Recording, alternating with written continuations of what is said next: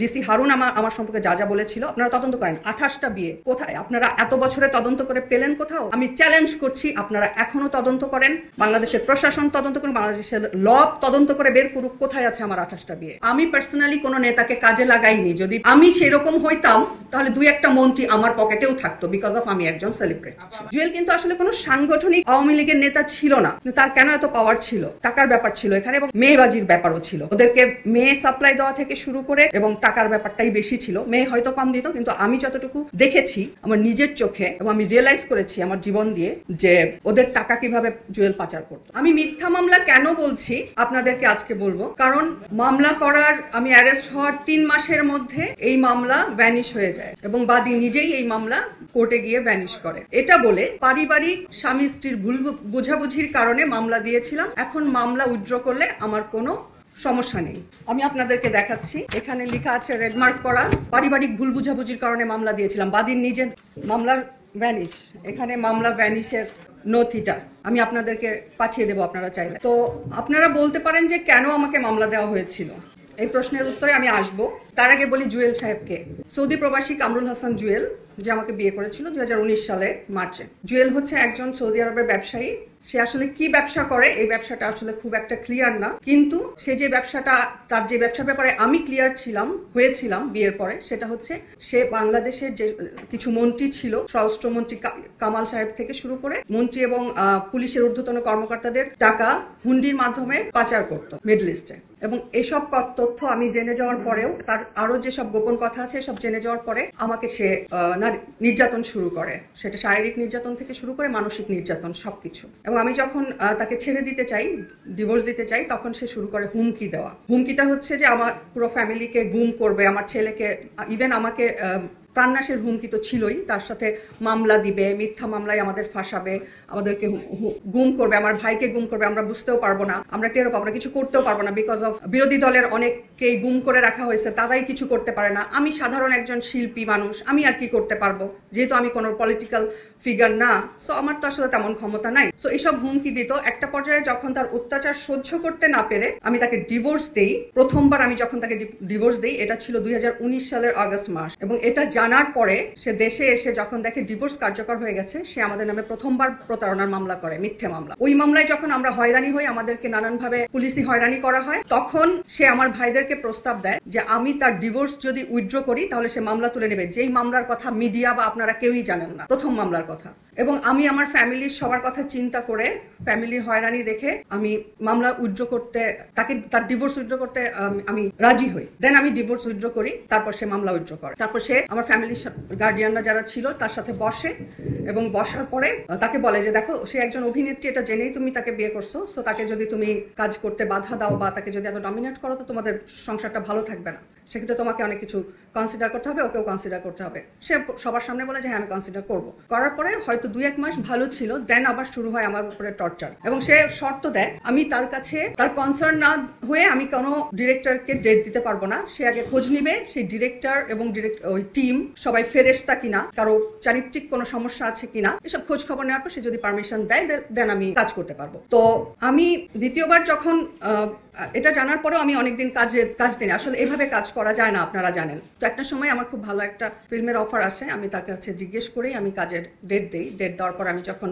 Shooting করতে যাই, সেদিন থেকে শুরু হয় আমাকে আবার হুমকি দেওয়া, টর্চার করা। ইভেন আমার ডিরেক্টরকেও হুমকি ধামকি দেয়। তো আমি তো ডেট, আমাকে বলছে যে এই সেটে থাকা যাবে না, বের হয়ে যাও, কাজ করা যাবে না। তো আমি যখন বের হই না, আমি একজন প্রফেশনাল আর্টিস্ট হিসেবে আমার তো আসলে এটা প্রফেশনালিজমের মধ্যে পড়ে না। সো আমি শুটিং শেষ করি পরপর 2 দিন, এবং দ্বিতীয় দিন যখন আমি শুটিং করতে যাই, শুটিং থেকে ব্যাক করার পর ফরিদপুরে আমি শুটিং করতে যাই, আমার ছেলেকে আমি নিয়ে গেছিলাম। তো শুটিং থেকে ব্যাক করে যখন আমি আমার ফরিদপুরের বাসায় যাই, তখন ফরিদপুরের শীর্ষ সন্ত্রাসী বোম ফারুক এবং তার গ্যাংকে দিয়ে আমার ছেলেকে কিডন্যাপ করায়। কিডন্যাপ করানোর পরে আমাকে ডেকে নিয়ে আমাকে মৌখিক মুসলেকা নেয় যে আমি কোনোদিন কাজ করতে পারবো না, পৃথিবীর কারোর সাথে, কোনো সাংবাদিক, কোনো মিডিয়া পার্সন কারোর সাথে কখনো যোগাযোগ করতে পারবো না, যদি এই মুসলেকা দিয়ে আমাকে আমার ছেলেকে ছাড়াই আনতে হয়, এবং জুয়েলের সাথে জুয়েল যা বলবে আমাকে তাই শুনতে হবে, জুয়েল যেখানে যেতে বলবে আমাকে তাই শুনতে হবে।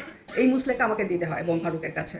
দেন হচ্ছে যে আমি বাধ্য হয়ে ছেলেকে তখন ছুটি আনার জন্য আমি মৌখিক মুসলেকাটা দিয়ে আমি যখন নিয়ে আসি আমার ছেলেকে, তারপরে আমি ওখান থেকেই সিদ্ধান্ত নিই যে না, আমি যদি মরেও যাই তারপর এরকম একটা মানুষের সাথে কোনোভাবেই থাকা সম্ভব না। দেন আমি ঢাকায় ব্যাক করে দ্বিতীয়বার ডিভোর্স দিই। দ্বিতীয়বার ডিভোর্স দেওয়ার পরে ডিভোর্স কার্যকর হয়ে যায় এবং দেন সে ঢাকায় বাংলাদেশে আসে। সৌদি আরব থেকে আসার পর যখন জানতে পারে যে আমি ডিভোর্স দিয়েছি, তখন সে দ্বিতীয়বার আমাকে মামলা করে, আমার পুরো ফ্যামিলিকে অ্যারেস্ট করায়। সেটা আপনারা সবাই জানেন।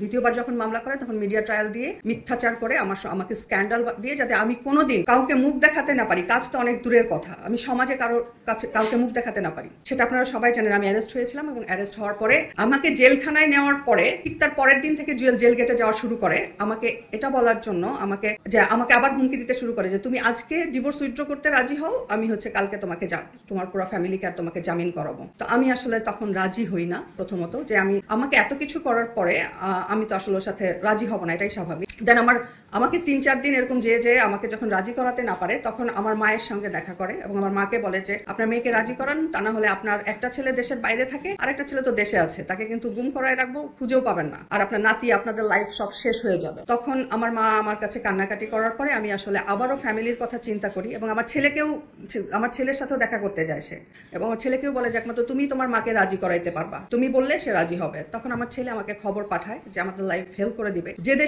একটা দেশের স্বরাষ্ট্রমন্ত্রী এবং পুলিশ প্রশাসনের ঊর্ধ্বতন কর্মকর্তারা এবং মন্ত্রীরা যদি কারোর সঙ্গে থাকে তুমি তার সাথে পারবা না। এটা আমার ছেলে আমাকে বলে এবং আমার ভাইরাও বলতে থাকে, ও যেভাবে বলে তোমাকে সেভাবেই আপাতত করতে হবে, কাজ মানে ওর সাথেই থাকতে হবে তোমাকে এইভাবে। তখন আমি আমার পরিবারের কথা, আমার সন্তানের কথা চিন্তা করে রাজি হই। রাজি হওয়ার পরে তারপরে আমি যেদিন রাজি হই ওই সপ্তাহে আমাদেরকে জামিনে বের করে এবং আমাদেরকে জামিন ইভেন সে কোর্ট পর্যন্ত ম্যানেজ করছিল। কোর্টে আমার লয়াররা যখন ফেস করছে তখন কোর্ট সে ম্যানেজ করে রাখছিল মন্ত্রীদের, সে নিজেই জামিন করায়। জামিন করানোর পরে আমাকে যে দ্বিতীয়বার আমার সাথে আমি যেদিন জামিন করে বাসায় চলে আসি সেদিন আমার ডিভোর্সের 5 মাস চলে এবং তার পরের দিন থেকে জুয়েল আমার বাসায় আসতে থাকে। তখনও আমাদের ডিভোর্স উইথড্র করা হয়নি এবং কোনো রিম্যারেজ করা হয়নি। আমার বাসায় আসতে থাকে এবং ভয়ভীতি দেখিয়ে জোরপূর্বক আমার সঙ্গে স্টে করতে থাকে। আপনারা সবাই বুঝতে পারছেন তো, তাই না? ডিভোর্স উইথড্র হয়নি, আমি তখনও তার ওয়াইফ না, তখন সে আমার সঙ্গে থাকে, আমার বাসায় স্টে করে। ডিভোর্স উইথড্র করে তারও 2 মাস, মিনিমাম 1.5 মাস পরে, এবং কোন রকম একটা কাগজের সাইন নিয়ে সে আমার সাথে রিম্যারেজের একটা নাটক করে আমার সাথে আবার থাকে। এখনো পর্যন্ত আমি তৃতীয়বার তাকে ডিভোর্স দেইনি, এখনো আমি তার ওয়াইফ। আমি আরেকটা কথা বলি, জুয়েলের সাথে আমার পরিচয়টা কিভাবে। জুয়েলের সঙ্গে আমার পরিচয়, জুয়েলের খালাতো ভাই মাহিন, যে ছিল আমার best friend. This is the Mahin. আমার পরিবারের পারিবারিক যে কোনো প্রোগ্রামে সে আসতো, যে কোনো অনুষ্ঠানে আমার সাথে থাকা, আমার সবকিছু। মাহিনের সাথে যখন আমরা একসাথে আড্ডার ছবি বা আমার পরিবারের বিভিন্ন অনুষ্ঠানের ছবি সে দেখতো, সে জুয়েল সৌদি আরব থেকে এইসব ছবি পোস্ট দেখতো জুয়েলের মাহিনের পেজে, তখন সে আমার প্রতি ফিদা হয় এবং পাগল হয়ে যায় আমার সাথে ইন্ট্রোডিউস হওয়ার জন্য। এবং আমার সব কিছু জেনে সে মাহিনের মাধ্যমে, মাহিন তার সাথে আমাকে পরিচয় করে দেয়, মাহিনের মাধ্যমে পরিচিত হই। সে যখন আমার সাথে পরিচিত হয় তারপর থেকে সে শুরু করে আমাকে ইমপ্রেস করা, যে আমাকে সে বিয়ে করবে, আমাকে সে পছন্দ করে। সে খুব দুঃখী মানুষ, তার ওয়াইফ তাকে ছেড়ে চলে গেছে বাচ্চা কাচ্চা নিয়ে, সে সেপারেটেড। তো আসলে যখন বিয়ের ঠিক 3 দিন পরে আমি জানতে পারি সে সেপারেটেড না, কারণ 3 থেকে 4 দিন পরে আমার যখন শুটিং থাকে, আমাকে বিয়ে করে আমার মায়ের বাসাতেই রাখে জুয়েল। আমার মায়ের বাসা থেকে শুটিং এ যাই, দেন শুটিং এ যখন একটু রাত হয়ে যায়, আপনারা জানেন শুটিং এর আসলে কোনো টাইম টেবল থাকে না, 12টা এক্সিট করে যায়, আমি তখন বাসায় ফিরি, এসে দেখি জুয়েল আমার উপরে খুব রেগে আছে এবং আমাকে তখন সে শুরু করে যে কোনো কাজ করা যাবে না, আমি এখন থেকে যেভাবে বলবো সেভাবে চলতে হবে। আমি আকাশ থেকে পড়ি আসলে, যে লোকটা বিয়ের দিন পর্যন্ত আমাকে বলছে যে কাজ করলে কোনো সমস্যা নাই, তোমাকে জেনেই তুমি একজন অভিনেত্রী, এই জন্য আমি তোমাকে পছন্দ করি, এই জন্য বিয়ে করছি, সো আমার সমস্যা নাই। সেই লোকটা আজকে বিয়ের 4 দিন পর থেকেই আমাকে বলছে যে কারোর সঙ্গে যোগাযোগ করা যাবে না। ইভেন ধরেন আপনারা যে কোনো একজন সাংবাদিক আমার কোনো ইন্টারভিউ নেবেন, আমাকে ফোন দিয়েছেন, সেই ফোনের জের ধরে ওই টর্চারটা আমাকে হতে হয়েছে। সাংবাদিক কিন্তু জানে না যে আমার ওপর দিয়ে তখন কি গেছে। আমাকে তখন গায়ে হাত তোলা থেকে শুরু করে আর মেন্টাল টর্চারের কথা বলাই বাহুল্য, এটা আমি আর কি বলবো। তো কেন সাংবাদিক আমাকে ফোন দিল এত রাতে? সাংবাদিকের সাথে কোনো যোগাযোগ করা যাবে না, কোনো মিডিয়া পার্সনের সাথে কোনো যোগাযোগ করা যাবে না। আমি আকাশ থেকে বলি, যে মানুষটা আমি এতদিন ধরে আমি অভিনয় করে যাচ্ছি, আমি কাজ করে যাচ্ছি, আমি ইন্ডিপেন্ডেন্ট একজন মানুষ, হঠাৎ করে আমাকে যদি এরকম করে কেউ বন্দি করতে চায়, তো আমার উপর দিয়ে আসলে কি যাওয়ার কথা সেটা আপনারা হয়তোবা রিয়েলাইজ করতে পারবেন। দেন এটা যখন আমি রাজি হই না, যে না কেন করবো না আমি অভিনয়, তখন থেকেই শুরু হয় যে হুমকিটা, যে দেখছো আমার সাথে কাদের সাথে খাতির, আমি কাদের। তখন সে নিজে থেকেই বলে যে সে কি করে, আসলে সে হুমকি দিতে চেয়েই সে নিজে বলে দেয় যে ওই স্বরাষ্ট্রমন্ত্রীর টাকা পাচার করে, সে ওই ফজলে রাব্বি ছিল ডেপুটি স্পিকার, তার টাকা পয়সা, তার সাথে খুব ভালো সম্পর্ক, আরো অন্য যারা শাহজাহান খান যেসব মন্ত্রী ছিল তাদের সাথে তার কি সম্পর্ক এবং টাকা পাচার করতো, তারা তাকে বলতে পাগল। এবং আমি নিজেও দেখেছি তাদের সাথে যখন আমারই সামনে ফোনে কনভারসেশন তার হয়, ফোনে কথোপকথন, আমি নিজে দেখেছি যে একজন মন্ত্রী কিভাবে, জুয়েল কিন্তু আসলে কোনো সাংগঠনিক আওয়ামী লীগের নেতা ছিল না, তার কেন এত পাওয়ার ছিল, টাকার ব্যাপার ছিল এখানে এবং মেয়েবাজির ব্যাপারও ছিল। ওদেরকে মেয়ে সাপ্লাই দেওয়া থেকে শুরু করে এবং টাকার ব্যাপারটাই বেশি ছিল। মেয়ে হয়তো কম দিত, কিন্তু আমি যতটুকু দেখেছি আমার নিজের চোখে এবং আমি রিয়েলাইজ করেছি আমার জীবন দিয়ে ওদের টাকা কিভাবে জুয়েল পাচার করত বাংলাদেশ থেকে। তো এটা যখন আমি জেনে যাই তখন সে আমাকে তার গ্রিপ থেকে ছুটতে দেয়। তখন আমি 2 বার ডিভোর্স আমি দিয়েছি। সে যেসব ব্লেম আমাকে করেছে, আমি যদি এত খারাপ মেয়েই হব তাহলে সেখানে আমাকে রাখতে চাইবে তার লাইফে, আমি তো রাখতে চাইনি। আমাকে দ্বিতীয়বার যখন ডিভোর্স উইথড্র করিয়ে জেল থেকে ছাড়িয়ে আনা হয় তখন আমাকে ধানমন্ডির একটা ভাড়া বাসায় গৃহবন্দী করে রাখে এবং গৃহবন্দী করে রাখার 1.5 বছরের মাথায় আমি আমার ছেলেকে স্টুডেন্ট ভিসায় ইউএসএ তে পাঠিয়ে দিই। এবং একটা পর্যায়ে জুয়েল তার প্রথম স্ত্রীকে নিয়ে যখন সৌদি আরবে যায়, এটা হচ্ছে 2022 সালের সেপ্টেম্বর মাসে, ওর ওয়াইফকে নিয়ে ও সৌদি আরবে যায় এবং আল্লাহর রহমত, আমি কোনো মানুষের, আমি পুরো হেল্পলেস ছিলাম, আপনারা জানেন, কেউ আমাকে কোনো হেল্প করতে পারে নাই, আমাকে শুধুমাত্র সৃষ্টিকর্তা হেল্প করেছে। আমার 2-1 খুব কাছে খুব শুভাকাঙ্ক্ষী বন্ধু আমাকে জাস্ট বললো যে এই আইডিয়াটা দিল যে এর কাছ থেকে, তারা জানতো আমি কিভাবে টর্চার হচ্ছি, শুরু থেকেই জানতো। তারা আমাকে বললো যে তোর একমাত্র উপায় হচ্ছে যে তুই ভালো কোনো কান্ট্রিতে তোর চলে যেতে হবে, এর কাছ থেকে মুক্তির একমাত্র উপায়। এবং আমি প্রথমে যেতে চাইনি যে আমি গেলে আমার ফ্যামিলিকে সে আবারও মিথ্যা মামলায় জড়াবে বা টর্চার করবে। তো ওরা আমাকে এনশিওর করলো যে তুই দেশের বাইরে চলে গেলে, ভালো কোনো কান্ট্রিতে গেলে সে কিছু করতে পারবে না। ইভেন তাই হয়েছে। জুয়েল যখন তার প্রথম স্ত্রীকে নিয়ে সৌদি আরবে যায়, এই ফাঁকে আমি আল্লাহর কাছে শুধু চাইতাম এখান থেকে মুক্তি, এবং আল্লাহ আমাকে মিলাই দিছে।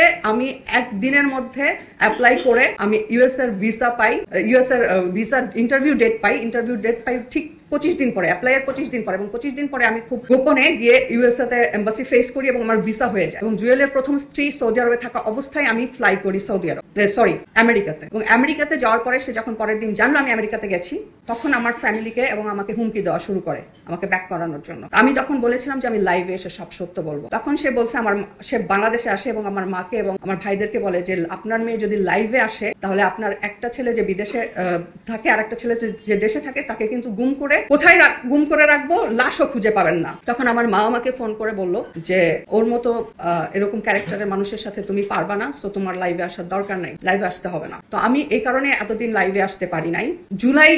জুলাই মাসের আন্দোলন, জুলাই মাস পর্যন্ত জুয়েল আমাদেরকে থ্রেট করে গেছে। আগস্টের প্রথম দিকে যখন দেখেছে যে না মামলা কুছ গড়বড় হে, তখন থেকে আমার প্রতি হুমকি ধামকিটা শেষ হয়ে গেছে। এবং আমি আমেরিকাতে একটা জব করি, জবটা ম্যানেজ করে আসতে আমার জাস্ট এই 3-3.5 মাসের মতো সময় লাগলো। এখন আমি আপনাদের সামনে আসতে পেরেছি। আগস্ট মাসে আমি তো আসলে মগের মূল্যকে ছিলাম, মগেরা যখন আগস্টে পালিয়ে গেল তারপরে আমি আপনাদের সামনে আসতে পেরেছি। আমি আপনাদেরকে কিছু জুয়েল এবং ডিবি হারুন যা বলেছে আমার সম্পর্কে, কোনো কিছুর ভিত্তি ছিল না, কোনো প্রমাণ ছিল না, একজন এক রকম স্টেটমেন্ট দিয়েছে। এবং আমাকে যখন রিমান্ডে আনে, একদিনের রিমান্ডে, আমাকে জেল গেট থেকে জুয়েলের প্রাইভেট গাড়িতে করে রিমান্ডে আনা হয়। এটা কি কোথাও আইন আছে? আমি আমার যে আইও ছিল ওসি, তাকে আমি জিজ্ঞেস করি যে এটা সরকারি গাড়ি থাকবে, সেটা না হয়ে জুয়েলের গাড়িতে কেন আমাকে যেতে হবে, এটা আমি জিজ্ঞেসও করি। কিন্তু আমাকে জুয়েলের প্রাইভেট গাড়িতে করে আমাকে হারুন ছিল তখন হচ্ছে তেজগাঁ জোনের ডিসি, ওই শ্যামলীতে যে ওদের অফিস আছে, ওই অফিসে যখন আমাকে রিমান্ডে আনা হয়, হারুন আমাকে কফি খেতে দেয় এবং বলে কফি খান। আমি বললাম আমি কফি খেতে আসিনি, আমি তো রিমান্ডে আসছি। তখন সে বললো যে শোনেন, জুয়েল তখন সামনেই ছিল, আমি জানি না কোন আইনে আছে যে বাদীর সামনে আসামিকে হচ্ছে রিমান্ডে জিজ্ঞাসাবাদ করা হবে। এবং আমাকে কোনো জিজ্ঞাসাবাদই করা হয়নি, শুধু বলছে যে যা হয়েছে ভুলে যান, ছেলেকে বাঁচাইতে চাইলে, ছেলের তো লাইফ আছে, তার ভবিষ্যৎ বা তার লাইফ ঠিক করতে চাইলে, আপনার নিজের লাইফ, আপনার মা একজন বৃদ্ধ মানুষ, সে জেল খাটতেছে, বাঁচাইতে চাইলে জুয়েল ভাই যেভাবে বলবে সেভাবে করবেন, যা বলবে তাই করবেন, মিলা যান, আপনি আজ রাজি হয়ে যান জুয়েলের সাথে সংসার করার জন্য। তো রিমান্ডে আনার পর আমাকে হারুনের কথা বলে, এবং আমাকে যখন জুয়েল জেল থেকে বের করে গৃহবন্দী করে রাখে, তখন জুয়েলের ফোন দিয়ে মাঝে মাঝে নেতাদের সাথে কথা বলতো, হারুনের সঙ্গে কথা বলতো, হারুনকে আমাকে ধরায় দিত। এবং হারুন আমাকে খুব ঠান্ডা থ্রেট দিত যে যেমনি আসেন এমনিই থাকেন, বাইরের কারোর সাথে যোগাযোগ বা কাজ করা এগুলোর কথা কখনো চিন্তা করবেন না, জুয়েল ভাই যেমনি চালাইতে সামনেই চলেন। ইভেন স্বরাষ্ট্রমন্ত্রীর ছোট ভাই খোকন, উনি আমাকে একাধিকবার ফোন দিয়ে আমাকে এসব বলেছে, ঠান্ডা থ্রেট যেটাকে বলে, যে মামলা কিন্তু আরো হবে। জুয়েলের এত পাওয়ারটা, একজন সাংগঠনিক নেতা না হয়েও জুয়েলের পাওয়ারটা কোত্থেকে আসছে আপনারা ছবি দেখলেই বুঝবেন। যে স্বরাষ্ট্রমন্ত্রীর সাথে হারুনের সাথে, এই যে হারুনের ভাতের হোটেলে খাওয়ার ছবি, যে ইয়েলো টি শার্ট জুয়েল, এখানে সাদা পাঞ্জাবি ডান দিকে, সাদা পাঞ্জাবি, এটা হচ্ছে জুয়েলের অবৈধ গ্রামের রাজৌরের কবিরাজপুর ইউনিয়নের অবৈধ চেয়ারম্যান, যে কিনা স্বরাষ্ট্রমন্ত্রীর পাওয়ারে পুলিশ ম্যানেজ করে চেয়ারম্যান হইতো রাতের ভোটে, এই চেয়ারম্যান হারুনের সঙ্গে খাওয়া দাওয়া। এবং জুয়েল যেসব কথা বলেছে তাকে আমি ব্ল্যাকমেল করে বিয়ে করেছি। আমি তো প্রথমেই বললাম মাহিনের সাথে আমার পারিবারিক ছবিও আছে, যার সাথে আমার 15 বছর 16 বছর ধরে যোগাযোগ। সো আমার পরিবারের সাথে যার খালাতো ভাই জড়িত, সে কখনোই আমার সম্পর্কে না জানা থাকবে না।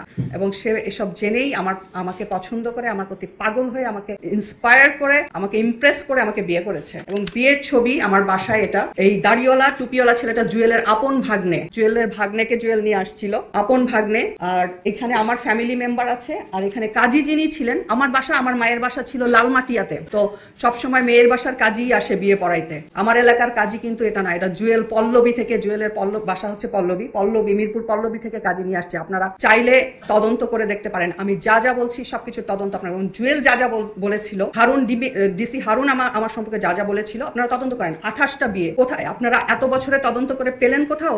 আমি চ্যালেঞ্জ করছি, আপনারা এখনো তদন্ত করেন, বাংলাদেশের প্রশাসন তদন্ত করুন, বাংলাদেশের ল তদন্ত করে বের করুক কোথায় আছে আমার 28টা বিয়ে। আমাকে বিভিন্ন প্রোগ্রামে অনেক সময় ডাকতো, যেতাম, অনেক সময় যেতাম না। আমার বাসার সামনেই রোড শো হতো, আমাকে মিডিয়ার কিছু আমার কলিগরা ডাকতো যে তোমার বাসার সামনে হচ্ছে, আসো। তখন হয়তো 2-1টা প্রোগ্রামে আমি গেছি, যাওয়ার পরে গ্রুপ ছবি, ওখানে যে ছবির কথা আপনি বলবেন, ওই গ্রুপ ছবিরা আপনারা দেখেন। আরো অনেক আর্টিস্ট আছে এবং রিনাউন্ড আর্টিস্টরা আছে আমার সঙ্গে। আমি একা না, এবং আমি পার্সোনালি কোনো নেতাকে কাজে লাগাইনি। যদি আমি সেরকম হইতাম তাহলে 2-1টা মন্ত্রী আমার পকেটেও থাকতো, বিকজ অফ আমি একজন সেলিব্রিটি ছিলাম। আমি অপরাধীর যা অপরাধ তারা করেছে, সেই অপরাধীর বাংলাদেশের আইনের ধারা অনুযায়ী যেটা শাস্তি হবার সেটাই আমি চাই।